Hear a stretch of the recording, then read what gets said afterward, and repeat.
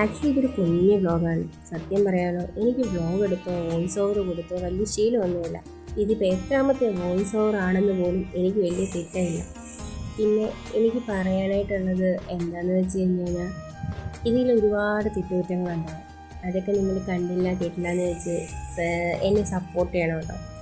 ഞാൻ ആദ്യമായിട്ട് വ്ളോഗ് ചെയ്യുമ്പോൾ അതെനിക്ക് അത്രമേൽ പ്രിയപ്പെട്ടതാകണമെന്നുണ്ട്. എൻ്റെ അത്രമേൽ പ്രിയപ്പെട്ട ഇടവും എൻ്റെ സമാധാനമാണ് എൻ്റെ കണ്ണൻ്റെ അടുത്ത്. കണ്ണൻ്റെ സന്നിധിയിൽ പോയി എൻ്റെ പരാതികളും ആവലാതികളും ഒക്കെ പറഞ്ഞ് അമ്മേനെ കൊണ്ട് ഒരു പിടി മഞ്ചാടിയും വാരി എറിയിച്ച് ഞാൻ ഈ പുതിയൊരു പരിപാടിക്ക് ഇറങ്ങിത്തിരിക്കാൻ പോകണം.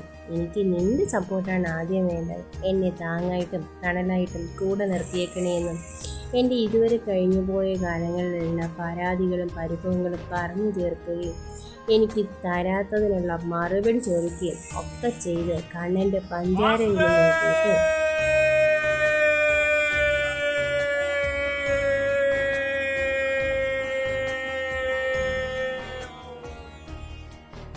പിന്നെ നേരെ പോയത് 12 വർഷത്തെ കളകം കഴിഞ്ഞിട്ടുള്ള പള്ളിപ്പാനയുടെ ഒരുക്കങ്ങൾ കാണാനാണ്.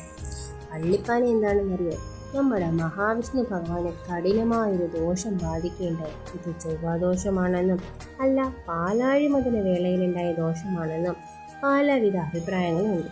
ഈ ദുരിതത്തിൽ നിന്ന് എങ്ങനെയെങ്കിലും ഒന്ന് മോചിതനാകാൻ വേണ്ടി മഹാവിഷ്ണു ഭഗവാൻ നേരെ പോയത് ആരെടുത്താ? നമ്മുടെ പരമശിവന്റെ അടുത്ത്. ശിവഭഗവാന്റെ നിർദ്ദേശാനുസരണം വിഷ്ണു ഭഗവാന്റെ ദോഷമകറ്റാനുള്ള പരിഹാരകർമ്മങ്ങൾക്കായി സുബ്രഹ്മണ്യ സ്വാമി മുൻകൈയെടുത്തു. കർമ്മത്തിൻ്റെ സവിശേഷത സുബ്രഹ്മണ്യ സ്വാമിയുടെ മേൽനോട്ടത്തിൽ വേരം സമുദായത്തിൽപ്പെട്ടവരെ ഉൾപ്പെടുത്തി നടത്തിയ പ്രത്യേക പ്രാർത്ഥനകളും സ്തുതിഗീതങ്ങളും ആചാരങ്ങളുമാണ് പിന്നീട് പള്ളിപ്പാനയായത്. അവിടുന്ന് പിന്നെ നേരെ ഞങ്ങൾ പള്ളിപ്പാന നടക്കുന്ന എക്സിബിഷൻ ഹാളിൽ പോയി അവിടെ ചെയ്തു വെച്ചിരിക്കുന്ന ആർട്ട് വർക്കുകളും ഉപകരണങ്ങളൊക്കെ കണ്ട് നമ്മുടെ ഫീഡ്ബാക്ക് എഴുതിയിട്ട് നേരെ പോയത് കണ്ണനെ നേടിയത് തൃക്കൈവെണ്ണയും ത്രിമധുരവും വാങ്ങിക്കാനാണ്. അങ്ങനെ അതും വാങ്ങി ഡീലും വെച്ച് നേരെ